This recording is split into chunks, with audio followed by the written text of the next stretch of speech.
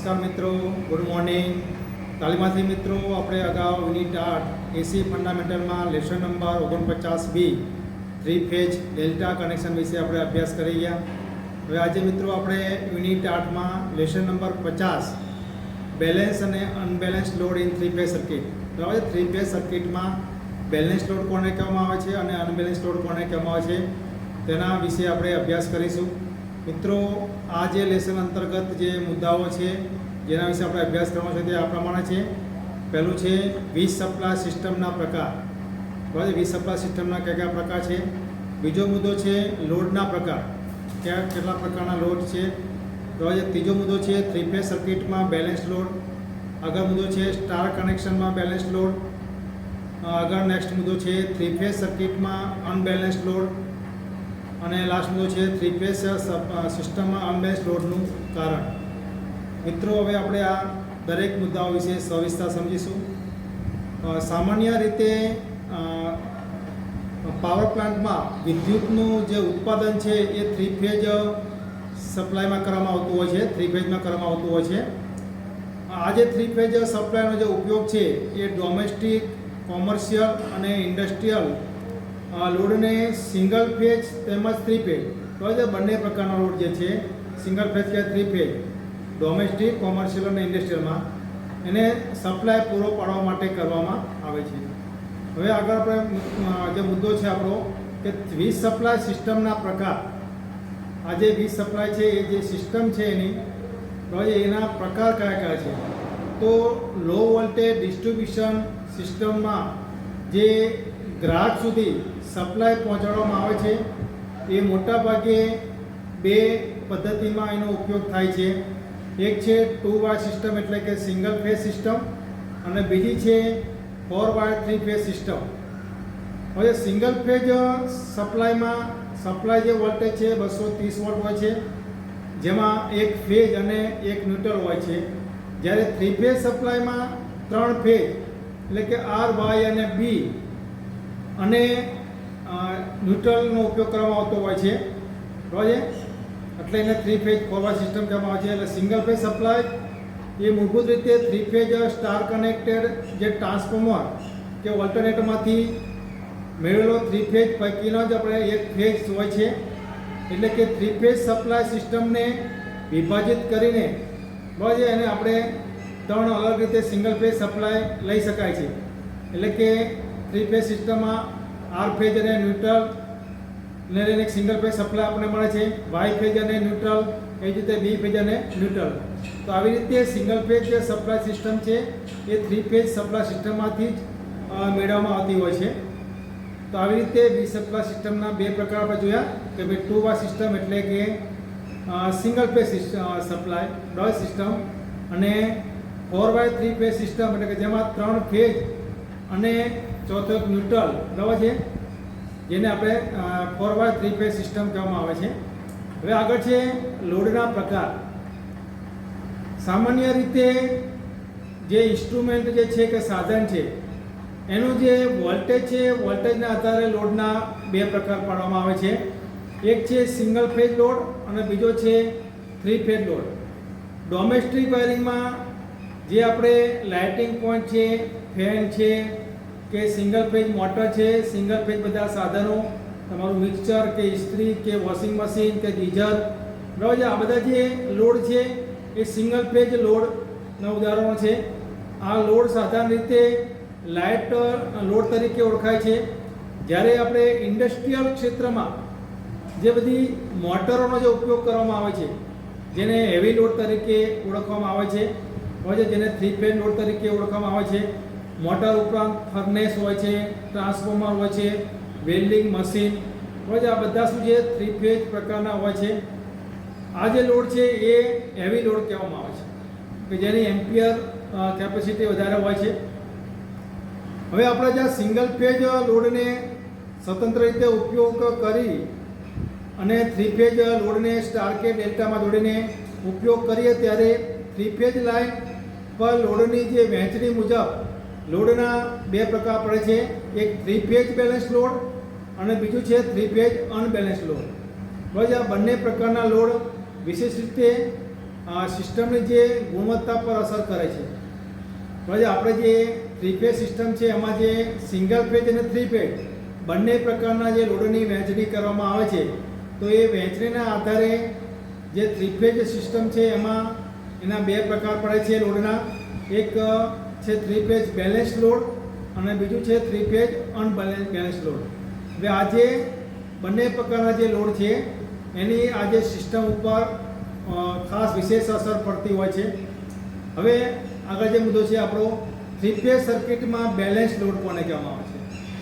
તો 3 phase forward સિસ્ટમમાં જે 3 ફેઝ જે સિસ્ટમનો જે ત્રણે જે ફેઝ છે એ ત્રણે ફેઝનો જે લોડ છે બરાબર એ સમાન હોય તેવા લોડને બેલેન્સ લોડ કહેવામાં આવે છે. 3 ફેઝ બેલેન્સ લોડની સ્થિતિમાં ત્રણેય ફેઝનો પાવર છે, કરંટ છે તેમજ પાવર ફેક્ટર પણ સરખો રહેતો હોય છે, એટલે કે સમાન રહેતો હોય છે. તેમજ દરેક ફેઝનો જે રિએક્ટન્સ અથવા એનો જે અવરોધ છે બરાબર એ પણ એનો ગુણોત્તર પણ સરખો હોય છે. બરાબર રિએક્ટન્સ અને અવરોધ ગુણોત્તર એટલે કે ઇમ્પિડન્સ એ પણ સમાન રહેતો હોય છે. બરાબર તો આને બેલેન્સ લોડ કહેવામાં આવે છે. ફરીથી મિત્રો કે 3 ફેઝ સિસ્ટમમાં જે દરેક ફેઝનો લોડ એક સમાન રહેતો હોય બરાબર કે જેમાં દરેક ફેઝમાં પાવર, કરંટ અને એનો જે ઇમ્પિડન્સ છે અને પાવર ફેક્ટર આ બધું જ એક સરખું રહેતું હોય તો તેવા લોડને બેલેન્સ લોડ કહેવામાં આવે છે. હવે આગળ આપણે મિત્રો સ્ટાર કનેક્શનમાં બેલેન્સ લોડ બરાબર છે એનું આપણે ઉદાહરણ સહિત એને આપણે અભ્યાસ કરીશું. મિત્રો હવે સ્ટાર કનેક્શનમાં આપણે બેલેન્સ લોડ બરાબર એનો આપણે અભ્યાસ કરીએ. 3 ફેઝ સિસ્ટમ આપેલી છે, એમાં ત્રણેય ફેઝમાંથી આપણે લોડ લીધેલા છે અને બેલેન્સ લોડ આપેલો છે. બરાબર આ ફેઝમાં આપણે જે આપેલું છે ઇમ્પિડન્સ એનો 15 ઓહ્મ છે. વાય ફેઝમાં જે લોડ છે એનો પણ ઇમ્પિડન્સ 15 ઓહ્મ છે. બી ફેઝમાં જે લોડ છે એનો પણ ઇમ્પિડન્સ 15 ઓહ્મ છે. ત્રણે જે ફેઝ છે એની પર લોડ બેલેન્સ આપેલો છે. હવે જ્યારે આવી રીતે સ્ટાર કનેક્શન આપેલું હોય અને લોડ બેલેન્સ હોય તો એમાં જે બે લાઇન છે એની વચ્ચે લાઇન વોલ્ટેજ 415 વોલ્ટ આપેલા છે. તમે જોજો આર અને વાય વચ્ચે 415 વોલ્ટ આપેલા છે, આર અને બી વચ્ચે 415 વોલ્ટ આપેલા છે, વાય અને બી વચ્ચે 415 વોલ્ટ આપેલા છે લાઇન વોલ્ટેજ. હવે આમાં આપણે જોઈએ તો કે ભાઈ સ્ટાર કનેક્શન અને બેલેન્સ લોડ હોવાથી જે ફેઝ વોલ્ટેજ છે આપણને મળશે ફેઝ વોલ્ટેજ બરાબર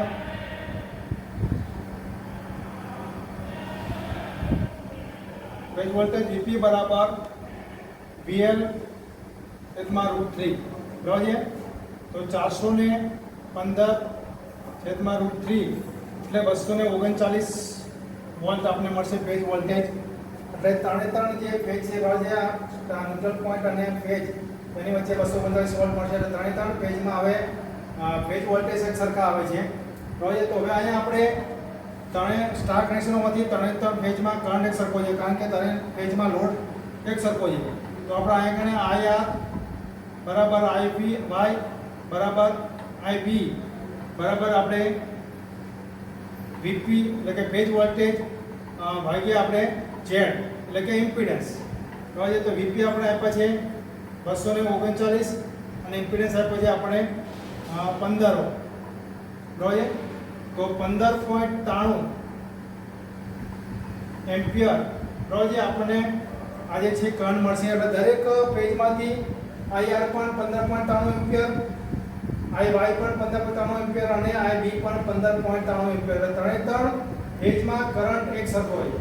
હવે આપણે મિત્રો આજે ત્રણે કરંટ છે એને વેક્ટર ડાયાગ્રામમાં જોઈ બતાવીએ તો તમે જો તો આપણને ખબર છે કે 3 ફેઝ સિસ્ટમમાં ત્રણે ફેઝ વચ્ચે 120 અંશ ઇલેક્ટ્રિકલ ડિગ્રીનો તફાવત હોય છે.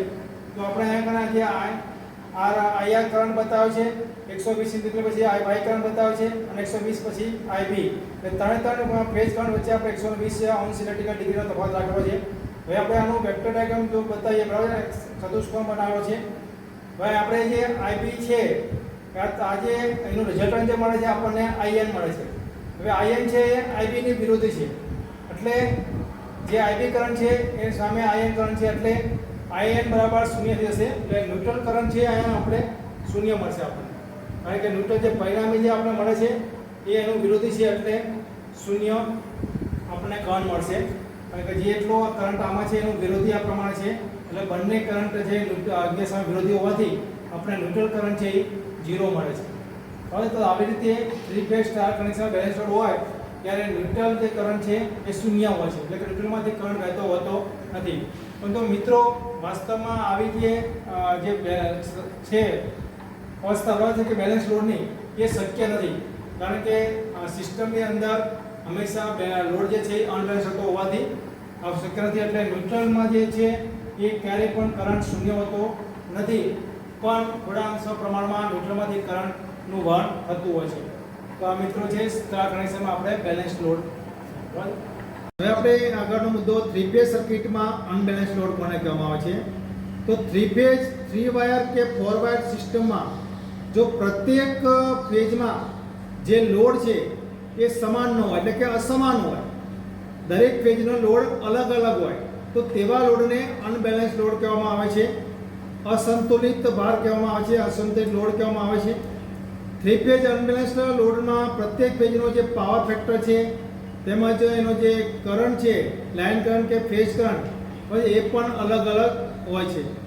લોડના અનબેલેન્સ ડિસ્ટ્રીબ્યુશનથી કે અનબેલેન્સ લોડથી લાઇનમાં જે વોલ્ટેજ છે એ પણ અનબેલેન્સ થાય છે, જેથી થ્રી ફેઝ લોડને અનબેલેન્સ વોલ્ટેજ મળે છે. પરિણામે થ્રી ફેઝ જે સપ્લાય છે તેના પર સાધનો ઉપર જે બધી નકારાત્મક અસરો જે થાય છે એ જોઈએ તો આપણે કે પેલું થ્રી ફેઝ મોટરનું જે રોટર છે ગરમ થાય છે.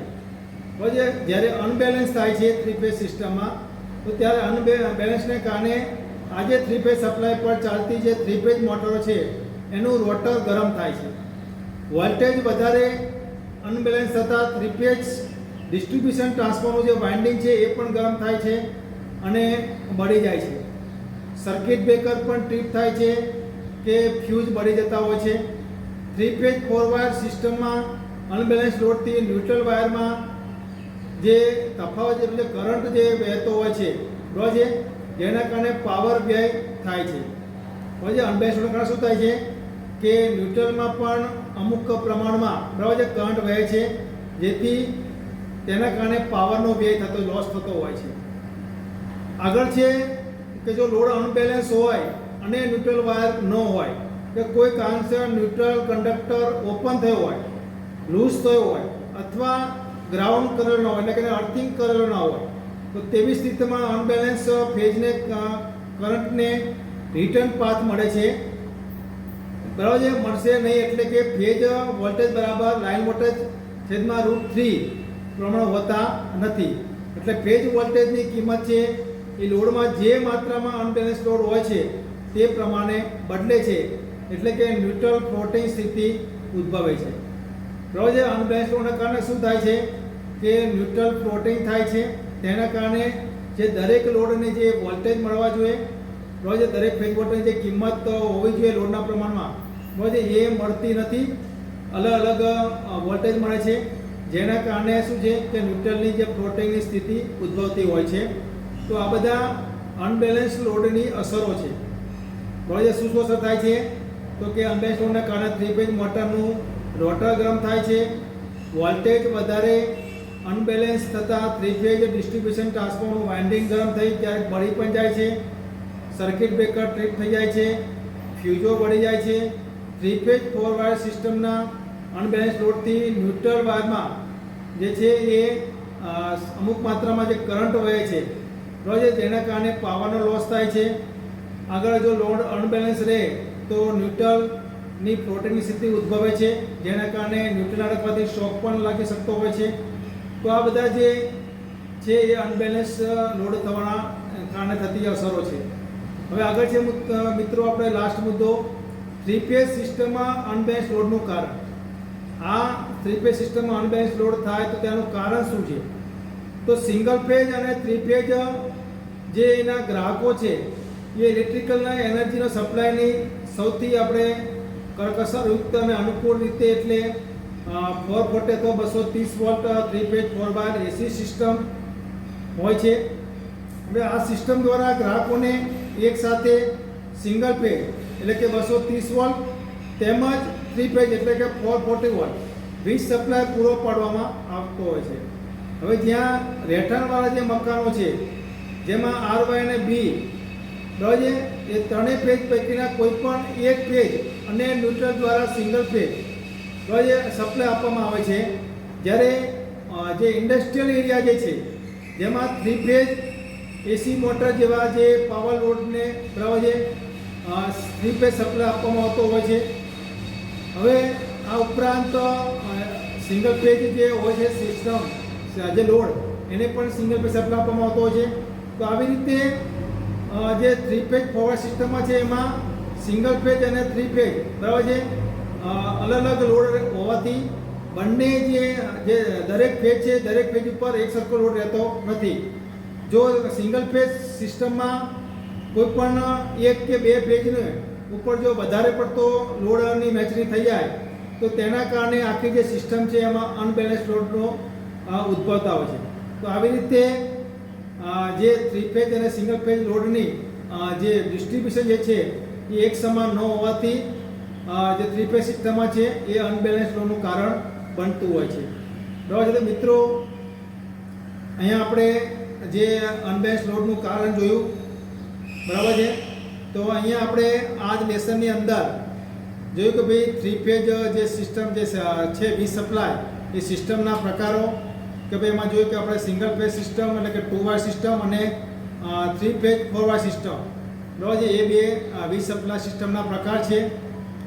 સિંગલ ફેજ સિસ્ટમમાં આપણે ફક્ત સિંગલ ફેજ લોડને સપ્લાય આપી શકીએ છીએ, જ્યારે 3 ફેજ 4 વાયર સિસ્ટમમાં આપણે 3 ફેજ લોડને તેમજ સિંગલ ફેજ લોડ બંને લોડને સપ્લાય આપી શકાય છે. આગળ આપણે લોડના પ્રકાર જોયા તો કે ભાઈ લોડના પ્રકાર જે છે સિંગલ ફેજ લોડ કે જેમાં બધા લાઇટિંગ લોડ આવે છે બરાબર છે. ઘરમાં જે ફેન છે, લાઇટિંગ પોઈન્ટ છે, પંખા છે, આ બધા લાઇટિંગનો જે સિંગલ ફેજ સપ્લાય પર ચાલતા જે પણ લોડ છે. અને 3 ફેજ લોડ એટલે કે જે 3 ફેજ સપ્લાય પર ચાલે છે જે ઇન્ડસ્ટ્રીમાં જે આપણે મોટર છે, ફર્નેસ છે બરાબર છે એ બધા વેલ્ડિંગ મશીન છે. તો આ બધા લોડ જે છે એ 3 ફેજ લોડમાં આવે છે. તો આવી રીતે લોડના આપણે બે પ્રકાર જોયા. આગળ આપણે 3 ફેજ સર્કિટમાં બેલેન્સ લોડ વિશે જોયું કે ભાઈ જ્યારે 3 ફેજ સર્કિટમાં ત્રણ ફેજમાં એક જ સમાન લોડ હોય એટલે કે દરેક ફેજમાં એના વોલ્ટેજ, તેના કરંટ, તેનો પાવર ફેક્ટર અને પાવર આ બધું જ એક સમાન હોય બરાબર છે. તો તેવા લોડને 3 ફેજ બેલેન્સ લોડ તરીકે ઓળખવામાં આવે છે. પછી આગળ આપણે જોયું કે ભાઈ 3 ફેજ સર્કિટમાં અનબેલેન્સ લોડ કે જ્યારે 3 ફેજ સિસ્ટમ સર્કિટમાં ત્રણ ફેજમાં અસમાન લોડ હોય બરાબર છે. એટલે કે દરેક ફેજમાં એક સરખો કરંટ ના હોય, વોલ્ટેજ એક સરખા ના આવતો હોય કે ભાઈ પાવર ફેક્ટર એક સરખો ના હોય બરાબર છે, પાવર એક સરખો ના હોય. તો આવો જે લોડ છે એને અનબેલેન્સ લોડ કહેવામાં આવે છે. અનબેલેન્સ લોડની આપણે અસરો જોઈ કે ભાઈ મોટર ગરમ થાય છે બરાબર છે. પછી આપણે ટ્રાન્સફોર્મર વાઇન્ડિંગ ગરમ થઈ શકે છે, ફ્યુઝ બળી શકે છે, સર્કિટ બ્રેકર ટ્રીપ થાય છે. પછી અનબેલેન્સ લોડને કારણે ન્યુટ્રલ જે છે એમાં કરંટનો ગરમ થવાથી પાવરનો લોસ થાય છે. અનબેલેન્સ લોડને કારણે જે ન્યુટ્રલ છે એનું પણ ફ્લોટિંગ થાય છે. તો આ બધા એના કારણો છે, અનબેલેન્સ લોડની અસરો છે. આગળ આપણે અનબેલેન્સ લોડનું કારણ જોઈએ કે ભાઈ કયા કારણસર 3 ફેજ સર્કિટમાં લોડ અનબેલેન્સ થાય છે. તો આપણે જોઈએ છે કે મોટા ભાગનો જે આપણા ગ્રાહકો જે છે જે અમુક સિંગલ ફેજ લોડ ઉપર સપ્લાય લે છે, જ્યારે બીજા 3 ફેજ લોડ ઉપર. એટલે જે લોડ છે એ બે ભાગમાં ચાલે છે, સિંગલ ફેજ લોડ અને 3 ફેજ લોડમાં. એટલે કે જ્યાં આપણે રહેણાંકવાળા મકાનો છે, ઓફિસો છે કે દુકાનો છે એમાં સિંગલ ફેજ લોડ ઉપર સપ્લાય પર લોડ ચાલતો હોય છે કે જેમાં લાઇટિંગ જે પોઈન્ટ છે કે ફેન છે, ટ્યુબલાઇટ છે કે બીજા કોઈ ઘરગથ્થુ જે વીજ સાધનો છે આ બધા સિંગલ ફેજ લોડ ઉપર ચાલતા સિંગલ ફેજ સપ્લાય પર ચાલતા સાધનો છે. હવે આ સિંગલ ફેજ જે મકાનો જે છે રહેણાંક મકાનો કે ઓફિસો કે દુકાનોમાં હવે ત્યાં કોઈ પણ એક ફેજ આર ફેજ કે વાય ફેજ બરાબર છે અથવા તો કોઈ પણ બે ફેજ આપેલા હોય. હવે 3 ફેજ જે સિસ્ટમ છે એમાં આપણે ઇન્ડસ્ટ્રી લેવલે આપણે ક્ષેત્રે 3 ફેજ સિસ્ટમ દ્વારા પાવર સપ્લાય પૂરો પાડવામાં આવતો હોય છે. તો ત્યાં આપણે 3 ફેજ લોડ ચાલતો હોય છે. તો આવી રીતે શું થાય છે કે જે સિંગલ ફેજ સિસ્ટમમાં છે કોઈ પણ એક કે બે ફેજ ઉપર લોડ વહેંચાઈ જતો વધારે આવી શકતો હોય છે. તેના કારણે જે 3 ફેજ સિસ્ટમ જે છે આખી એમાં દરેક ફેજ ઉપર એક સરખો લોડ રહેવું અશક્ય છે બરાબર છે. એટલે બેલેન્સ લોડ જે છે એ અનબેલેન્સ થાય છે. તો આ એના કારણો છે અનબેલેન્સ લોડ થવાનું કારણ. બરાબર. તો મિત્રો આપણે આજે લેસનમાં આ બધા મુદ્દાઓ વિશે અભ્યાસ કર્યો. તો અહીંયા આપણું આ જે લેસન છે એ પૂર્ણ થાય છે. અસ્તુ. Thank you.